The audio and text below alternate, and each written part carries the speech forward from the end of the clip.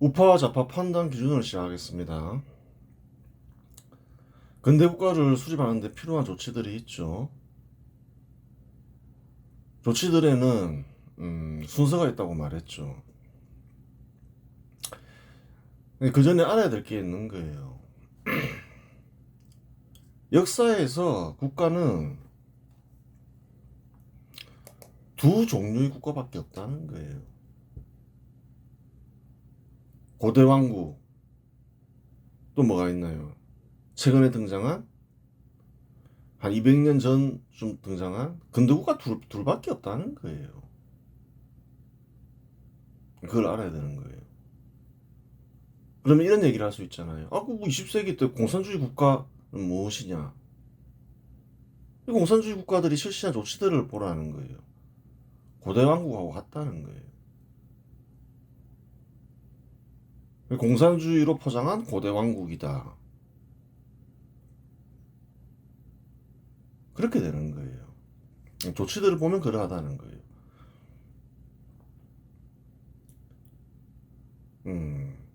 그러면 이제 현 시대에서 실제로 이제 사람들이 겪는 것은 무엇일까요? 고대 왕국의 조치, 반근대적 조치, 그래요. 근대 국가 수립을 위한 조치, 근대적 조치, 그 두 가지밖에 없다는 거예요. 조치만 있는 건 아니죠. 조치를 취하면 작용이 생기고 결과가 생기죠. 현실에서 존재하는 거는 조치와 작용, 결과, 그 외에는 없다. 사실이다. 수많은 주의들이 있죠. 수십, 수백 가지가 되는 거죠. 고대부터 쭉 따져보면. 수천 가지가 될 수도 있는 거예요.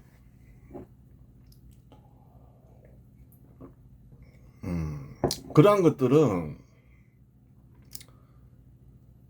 실제 존재하는 어떤 조치, 작용, 결과를 이해하는 다양한 견해들일 뿐이라는 거예요.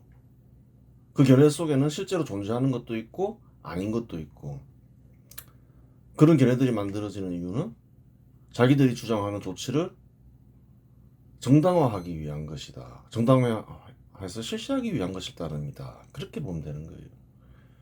실제로 존재하는 것은 조치와 작용과 결과 셋밖에 없다. 그것만 연구하면 된다는 거예요.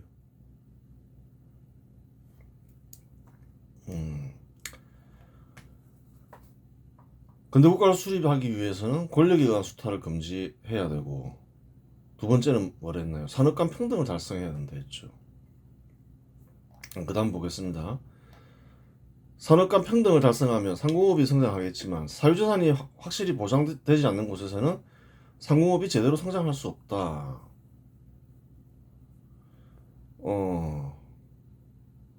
그래요. 관리들이 수탈을 금지한다 해서 사유재산이 확실히 보장되는 건 아니라는 거예요. 분쟁이 생길 수도 있고, 사유재산이 확립되지 않으면. 특히 이제 토지가 그렇죠. 네 땅인지 내 땅인지 정확하게 구별이 돼야 될 거 아니에요. 정부 땅인지 뭐 알 수가 없다는 거예요. 그런 경우에는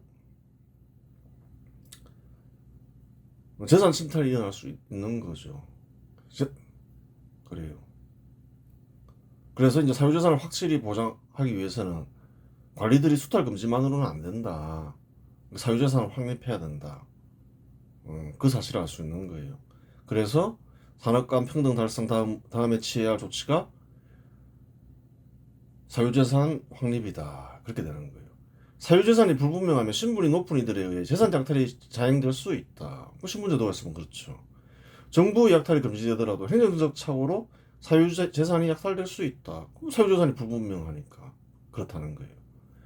사유재산이 확립되지 않은 곳에서는 토지에 대한 소유가 불분명하다. 토지가 항상 문제가 되는 거죠. 그러한 이유로 사유재산 확립을 위하여 토지조사 사업이 실시된다. 토지조사 사업은 반드시 해야 된다는 거예요. 사유재산 확립을 위해서. 또 다른 목적을 찾자면 세금을 걷기 위해서. 재산이 얼마나 되는지, 또 당시에는 소득이 농토에서 생기니까 토지 관계를 명확히 해야지 세금을 부여할 수 있다는 거예요. 고종은 1898년부터 양지아문을 설치하여 토지조사 사업을 실시하였지만 각종 분쟁으로 인하여 거의 진척이 없었다. 사유재산이 확립되지 않은 곳에서 사유재산을 확립하겠다. 서로 내 땅이라 하겠죠. 토지 획득 투쟁이 일어나는 거죠. 진척이 안 됐다는 거예요. 1910년 토지조사 사업은 조선 총독부 총독 데라우치 마사타케에 의해 다시 실시되었고 8년 만인 1918년에 완료됨으로써 사유재산 확립은 달성되었다. 8년 만에 확립을 했다는 거예요. 조선 총독부가. 잘한 일이에요. 근대국가를 수립할 때 필수적인 조치인 거죠. 1948년 제정된 재헌헌법에는 사유재산을 보장하는 조항이 있다. 15조에 있죠. 그래요. 그러면 이제 상공업자가 사유재산이 확립됐으니까 재산을 약탈당할 일이 없으니까 안심하고 사업을 할 수 있게 되는 거예요. 그래서 세 번째 조치로 사유재산 확립을 넣은 거죠.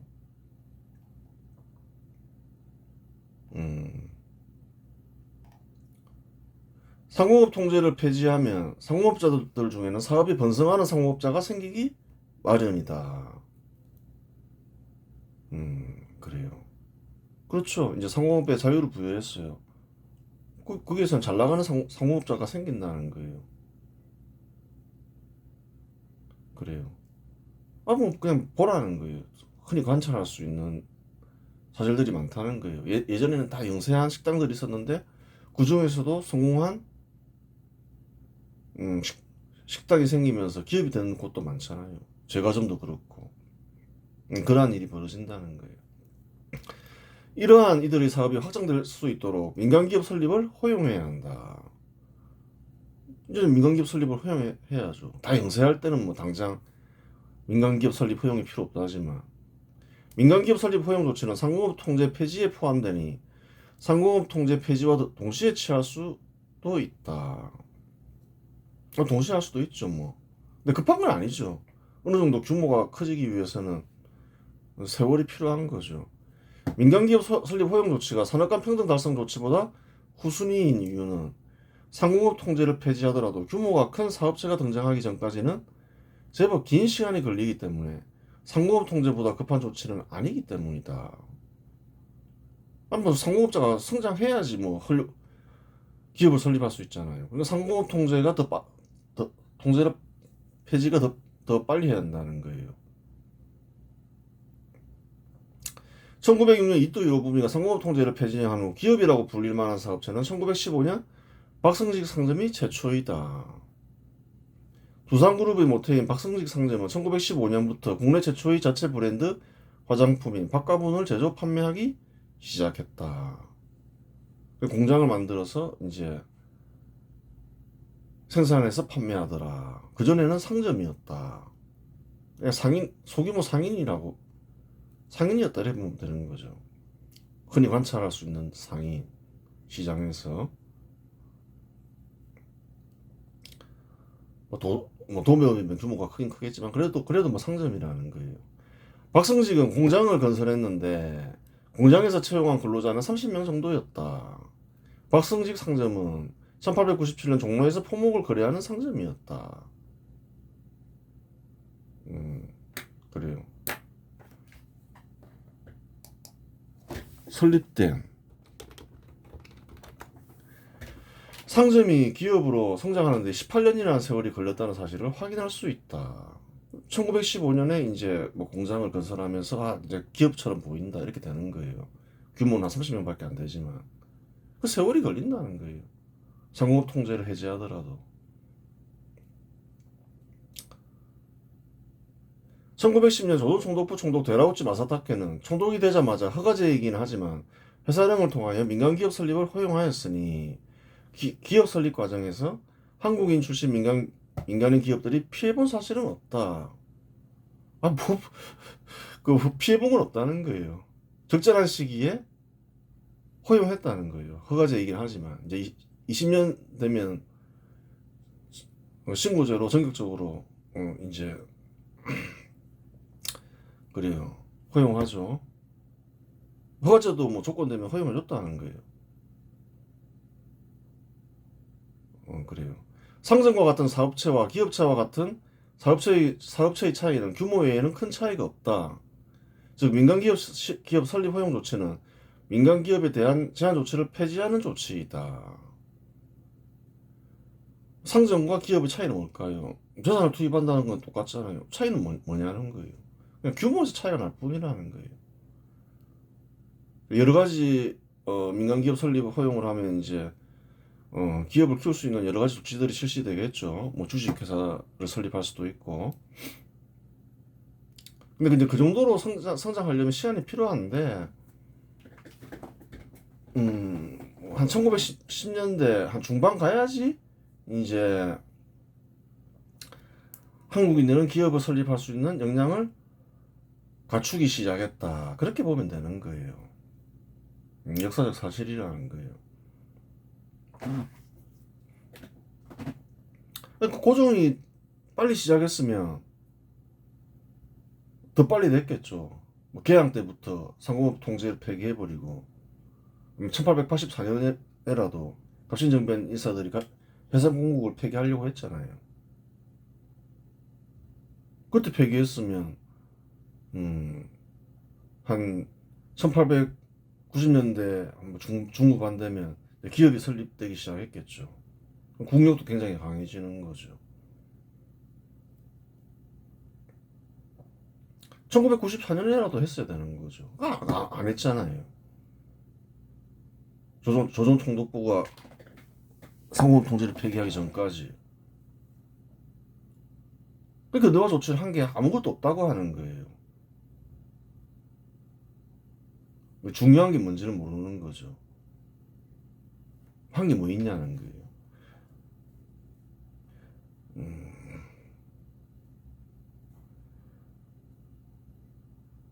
그래요. 상점과 같은 사업체와 기업체와 같은 사업체의 차이는 규모 외에는 큰 차이가 없다. 즉 민간기업 기업 설립 허용 조치는 민간기업에 대한 제한 조치를 폐지하는 것이다. 조치이다.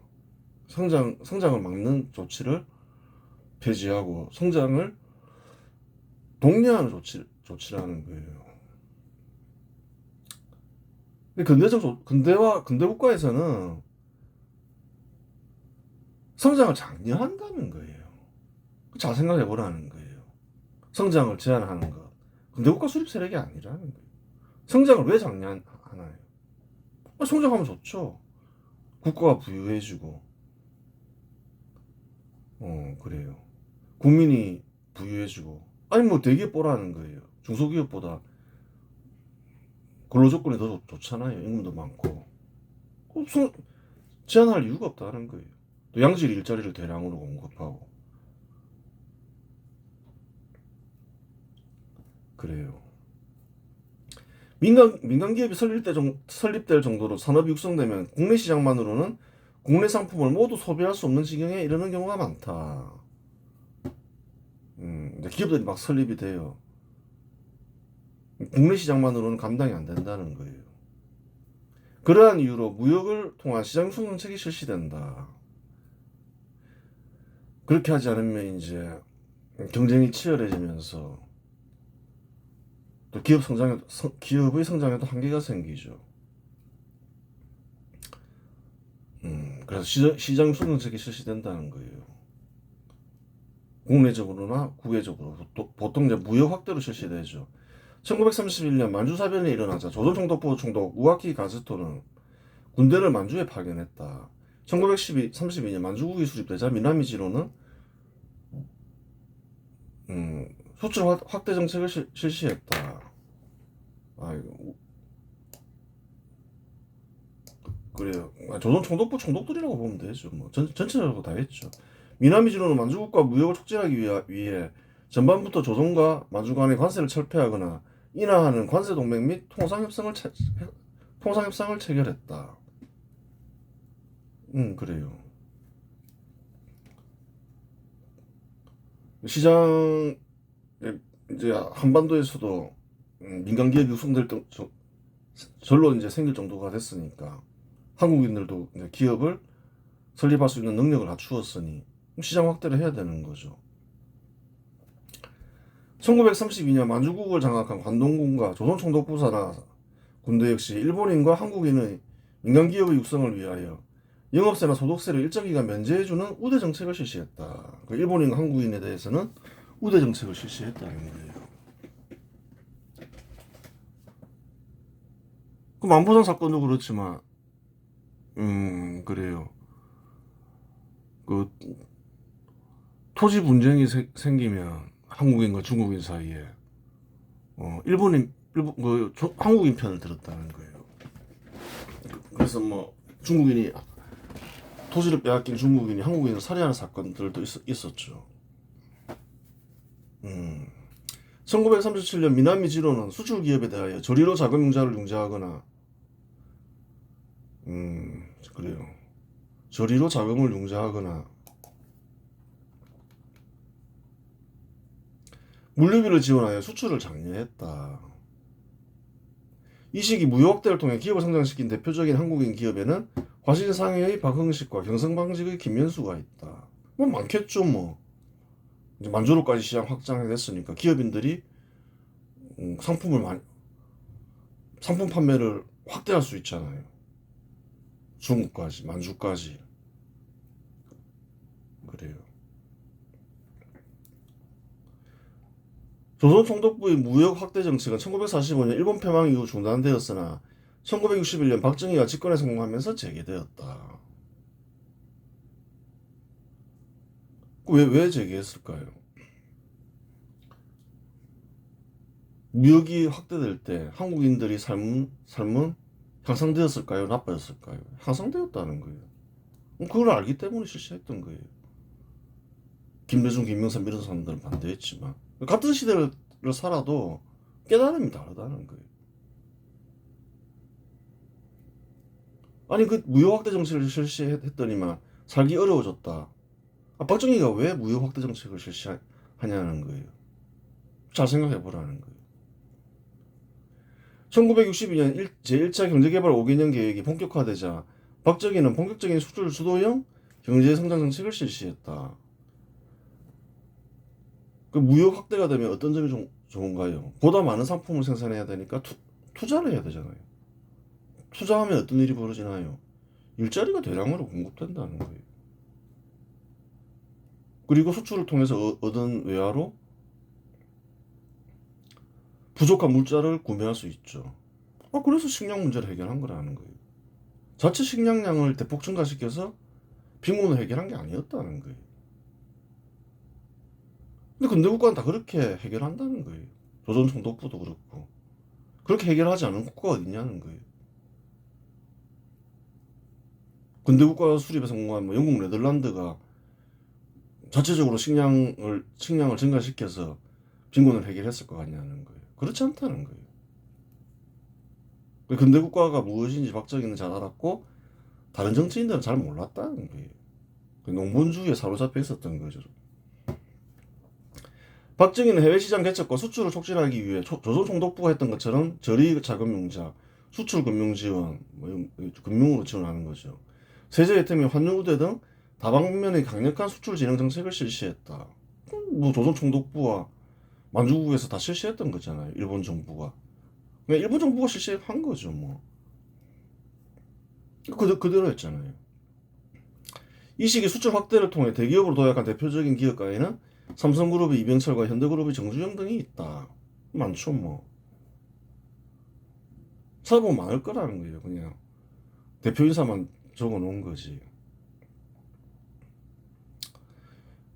시장 육성 이후 실시해야 할 조치는 신분제도 폐지이다.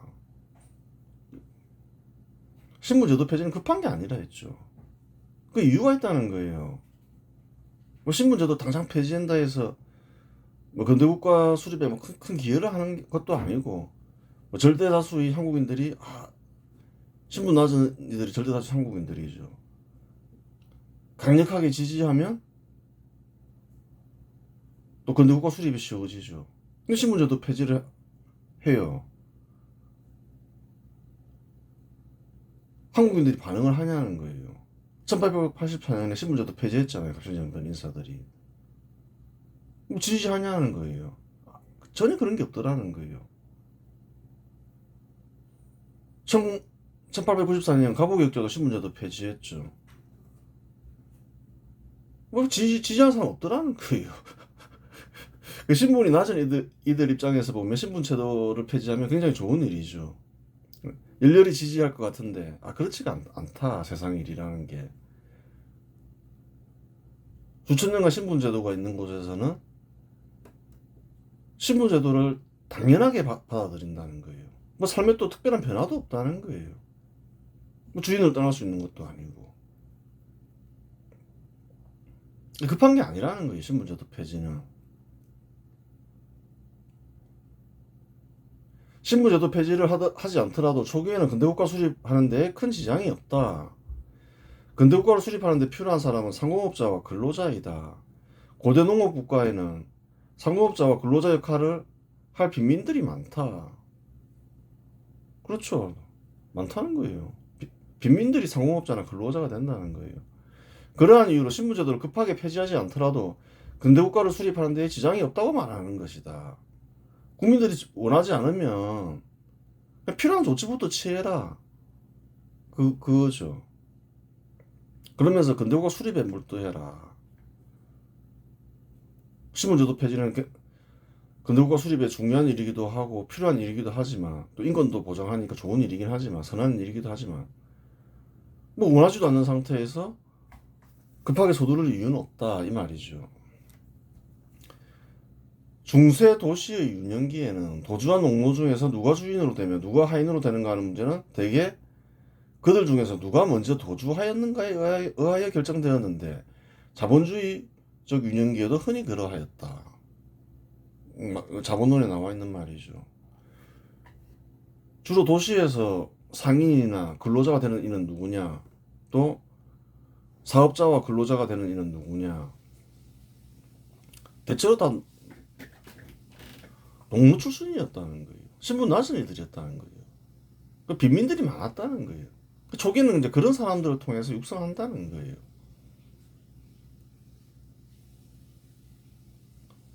먼저 도시로 간 사람은 이제 사장이 되고 늦게 도시로 유입된 사람은 이제 근로자가 됐다 이 말인 거죠.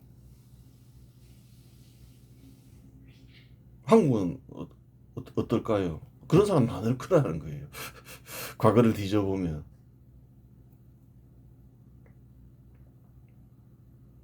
농촌에서 빨리 떠난 사람은 사업자가 되고 늦게 떠난 사람들은 뭐 수완도 좋아야 되겠죠. 뭐.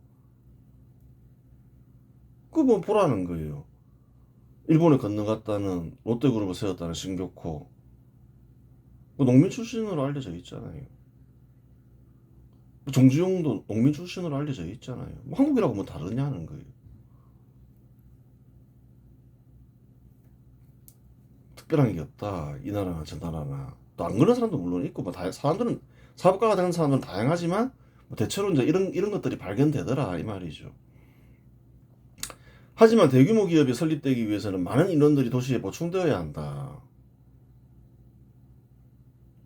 근데 이제 본격적으로 이제 기업이 설립된다. 그러면 이제 많은 사람들이 도시에 필요하게 되죠. 무역이 확대되면 민간 기업을 빠른 속도로 성장하고 많은 인원을 필요로 한다. 그런데 대부분의 국민들은 도시가 아닌 농촌에 거주한다.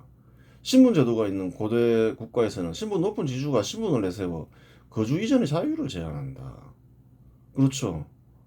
농사 지을 사람들이 필요한 거죠. 신분 제도가 있으면 신분을 가지고서 자유를 제한한다는 거예요.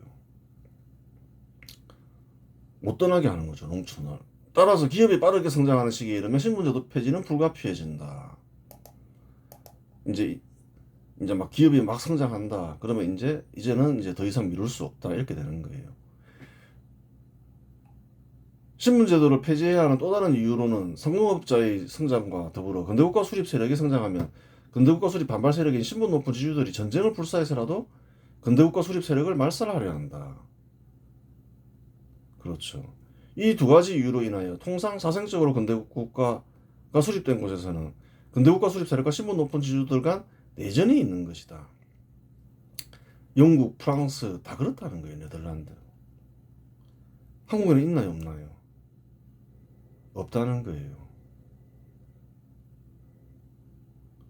상공업 통제가 폐지하고 이제 기업가들이 성장했어요.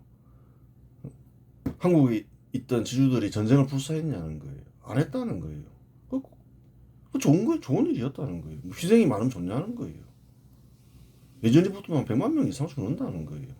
1000만 명이 넘는 곳에서는.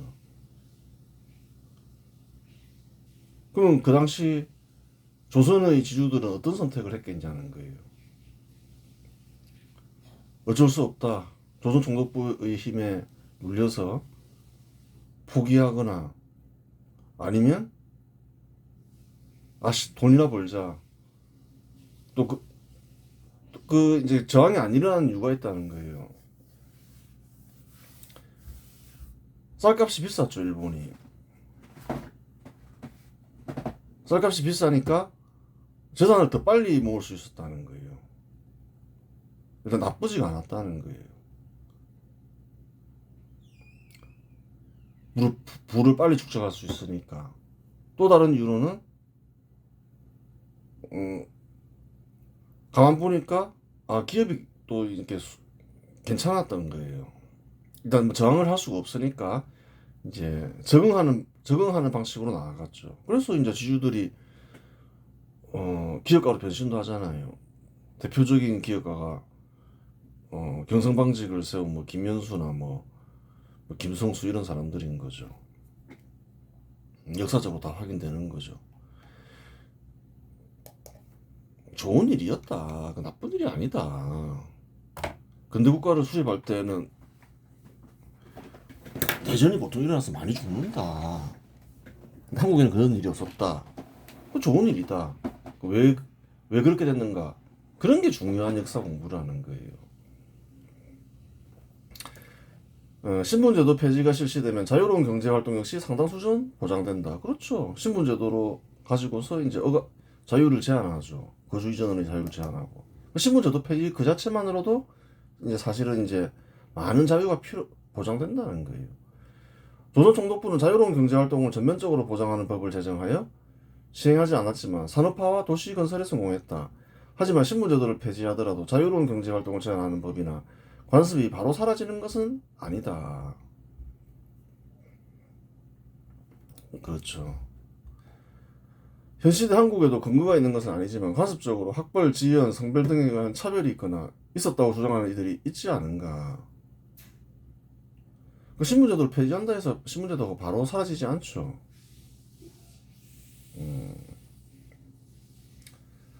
또 국민들이 열렬히 지지하는 것도 아니고 급한 건 아니라는 거예요.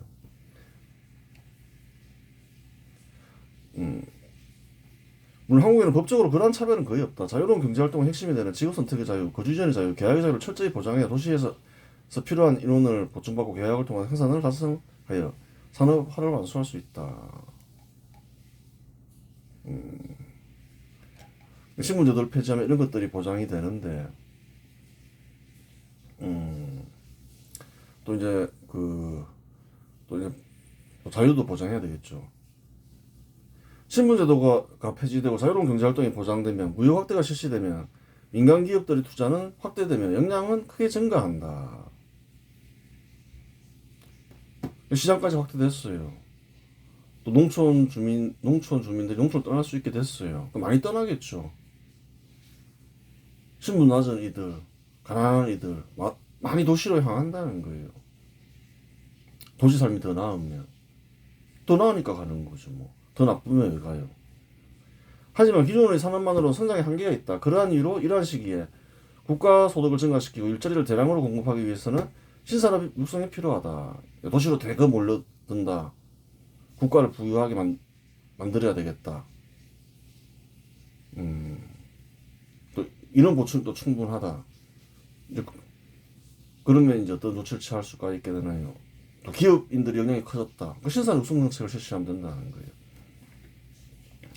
이러한 시기에는 기업을 크게 증가하여 신산업을 육성하더라도 실패할 확률은 작아진다.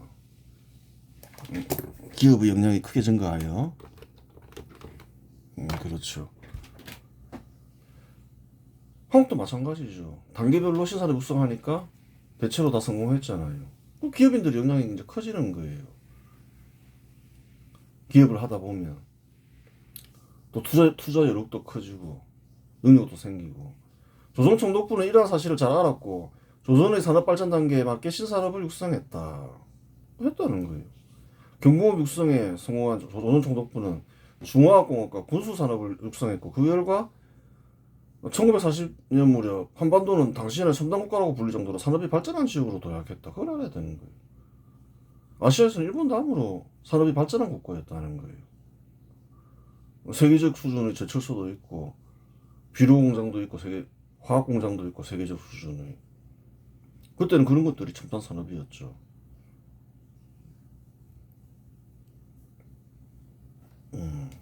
주로 이제 북한 지역에 있어서 그렇지. 일본이 패망하고 1950년 6.25 전쟁을 겪으며 산업시설이 많이 파괴되었지만 근대국가를 수립하는 데 필요한 대부분의 조치는 달성되어 있었으며 식민지식이 건설된 교통망도 온전한 상태였다. 또한 절대다수의 한국인들은 제국의 하수인들로 근대국가 수립 세력이었으며 기업을 설립할 수 있는 기업인도 있었고 기술을 보유한 근로자도 있었다. 그 사람들이 하려고 해야지 된다는 거예요. 아무리 좋은 조건이 있었다 하더라도. 그러한 이유로 박정희는 집권과 동시에 무역 확대 정책과 신산업 육성 정책을 무리 없이 실행할 수 있었다. 박정희가 모든 것을 다 이루었다. 그건 아니죠. 그걸 잘 알아야 되는 거예요. 근대 국가를 수립하는 데 필요한 조치들이 있다는 거예요.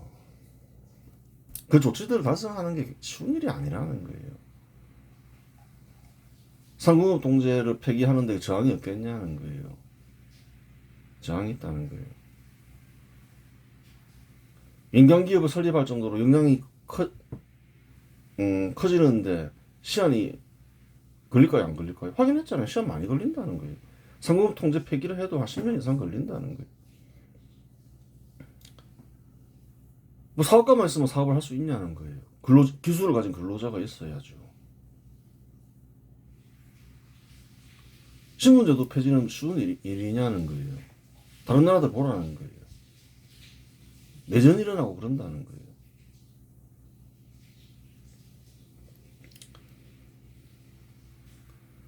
그런 모든 조치가 완성되는데 100년에서 200년 걸릴 수 있다는 거예요.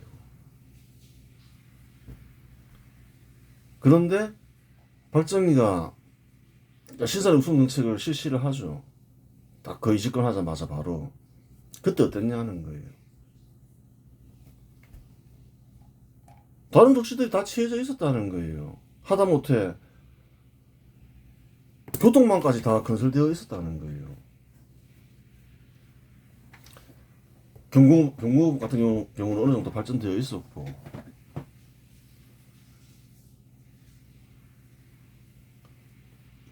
박정희가 신산업 육성하기 전까지 취해야 할 조치들 100년, 200년이 걸릴 수 있는 단계가 다 완성되어 있었다는 거예요.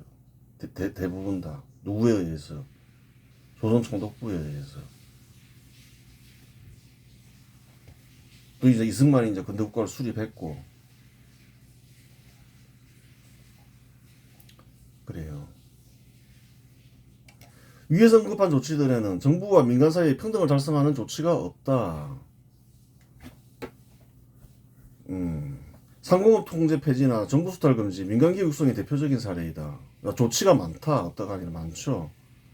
근대화 조치는 기본적으로 정부와 민간 사이를 평등하게 보고 취하는 조치들이라는 거예요. 통제 폐기에, 상공업 통제 폐기에, 민간기업 설립 허용에 왜 정부만 기업 설립할 수 있어? 그런 거 없어. 그런 게 이제 대부분 다 정부와 민간 사이의 평등을 달성하는 조치라는 거예요. 근대화 조치 자체가. 군대국가 수립은 정부가 민간보다 우월한 능력을 지녔고 민간보다 선하다는 사실을 부정하는 데에서 시작한다. 그렇게 시작한다는 거예요. 아니, 정부가 생산을 통제했더니만 절대 빈곤에 계속 시달리네. 그거 안 돼, 안 되겠어. 안 돼. 그렇게 시작하는 거라는 거예요. 원래부터 그렇다는 거예요. 실제로 수천 년간 정부는 산업을 통제하였지만 이룩한 성과가 미미하거나 없으니 생산 능력은 민간보다 열등하고 절대다수의 국민들을 유리하였으니 선하지도 않다. 인간보다 선하다는 생각을 버리라는 거예요. 역사적으로 그렇지 않다는 거예요. 권력과 재산을 좌지우지하니까 어떤 일을 벌이나요? 인권을 철저하게 유린한다는 거예요. 정부가 선하다는 생각을 버려라. 권력을 가진 정부가 재산까지 보유하면 더 좋지 않을까? 정부는 선하니까. 절대 안 그렇다. 그런 일 없다. 고대 왕국을 봐라. 공산주의 국가들을 봐라. 철저하게 인권을 유린당한다. 정부가 유능하다는 생각도 엉터리이고 역사적으로 전혀 그렇지 않다. 민간인보다 선하다는 것도 거짓이다. 그 민간인이 정부보다 더 선하냐? 그건 아니죠. 뭐 그 사람이 그 사람이지 뭐. 한국인이 다 한국인인데 선하지 않지만 민간 기업가는 권력이 없잖아요. 분리되어 있잖아요. 그렇기 때문에 악행을 할 수가 없는 거죠. 이러한 이유로 정부와 민간 사이의 평등을 달성하려는 시도는 여기저기서 실시된다. 사법체계 수립을 통한 인권 유린 방지, 의회 구성, 선거 실시 등이 정부와 민간 사이의 평등을 달성하는 조치가 된다. 그러면 이제 정치적으로 또 어떤 것들이 있느냐? 정부와 민간 사이의 평등 달성 조치는 앞에서 언급한 것들 외고, 앞에서 언급한 것들은 근대국가 수립할 때 필수적인 것들이고, 또 이제 정부와 민간 사이의 평등을 달성하는 조치에는 뭐 여러 가지가 있을 수 있죠. 사법체계 수립, 의회 구성, 선거 실시 등. 이러한 조치들 역시 근대국가 수립에 필요한 조치이긴 하지만 시급한 조치는 아니며 근대국가 수립 초기에 절대다수의 국민들이 요구하는 조치도 아니다. 하면 좋은데 뭐 상공업 육성에 뭐 당장 시급하게 필요한 것도 아니고 또 절대다수의 국민들이 원하는 것도 아니더라. 역사적으로 다 확인된다. 다른 나라 역사 볼 필요 없고 한국 역사를 봐라. 한국인들이 언제부터 그걸 원했냐는 거예요. 이는 신분제도를 폐지하면 신분하던 이들로부터 열렬한 지지를 받을 것 같지만 실제 역사에서는 전혀 그렇지 않은 것과 마찬가지이다. 신분제도 폐지한다고 해서 뭐 열광하지 않더라. 사법체계 수립했잖아요. 서왕범이 갑신점의 인사들이 집권하자마자 제일 먼저 한 것 중에 사법체계 수립인데 열광하냐는 거예요. 전혀 그런 게 없더라. 사법체계는 또 국민들의 삶과 직결되어 있음에도 불구하고 열광하지 않는데 의회 구성, 선거 실시 뭐 그걸 가지고 열광하겠느냐. 민주정치에 대한 열망은 그렇게 뭐 근대국가 수립 초기에는 발견되는 게 아니다. 사실이다. 한국 역사에서도 그랬다. 한국에서도 민주정치에 대한 열망이 강해진 시점 역시 1987년 이후이며 그 이전에는 민주정치에 대한 열망은 근대국가 수립 열망으로 인하여 크게 부각되지 않아서 민주당의 지지 세력은 한국에서 소수파였다. 그래요. 사서 소수파였다는 거예요. 근대국가 수립이 중요하다 이렇게 생각했다는 거예요. 한국인들은 항상 민주주의를 강조하는 민주당은 소수파였죠. 이승만 정부 때. 박정희 정부 때도 소수파였다는 거예요. 전두환 정부 때도 소수파였다는 거예요. 1987년 이후에도 좀 열망이 강해졌다 이래도 군사정부에서 선거에 이긴 적이 한 번도 없다는 거예요.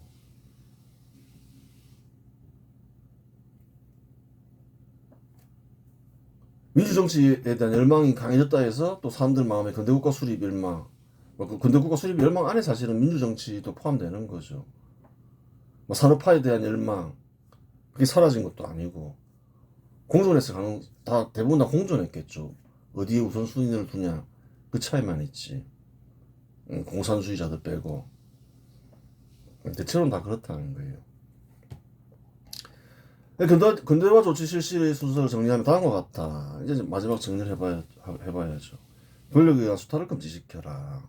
지지 세력을 얻을 수 있다. 국민들의 삶이 즉각적으로 향상되죠. 산업과 평등 달성 및 상공업 통제 폐지. 이거 해라. 어차피 상공업 육성해야 되고 민간기업 육성해야 되니까 강력한 지지자들을 얻을 수 있다. 상공업자들이 강력한 지지자가 되겠죠. 사유재산 확립. 그래요. 그래야지 이제 안심하고 사업을 할 수 있죠. 민간기업 설립 허용. 이제 어느 정도 이제 그러면 성장해 있을 것이다. 상공업자들이. 기업 설립할 수 있게 하면 된다. 시장 육성, 이제 시장을 확대하면서 이제 본격적으로 산업화하는 거죠. 신분제도 폐지면 자유로운 경제활동 보장. 그렇죠. 신산업 육성을 한다. 이제 기업인들 영향도 커졌고, 이촌 당도가 본격적으로 발생하면서 인원도 얼마든지 보충할 수 있는 거죠. 8단계 정부와 민간 사이의 평등 달성. 뭐 앞에 것들이 이제 정부와 민간 사이의 평등 달성인데 그 이외의 조치를 얘기하는 거죠. 그렇게 되는 거예요. 도시 건설, 교통망 건설, 이런 것들은 사실은 돈이 있어야 할 수 있는 거죠. 꼭 넣자면 하면서 이제 이렇게 진행하는 거죠. 그런 것들은 계속 정부 역할이기도 하죠. 그래요. 이번 시간은 여기서 마치겠습니다.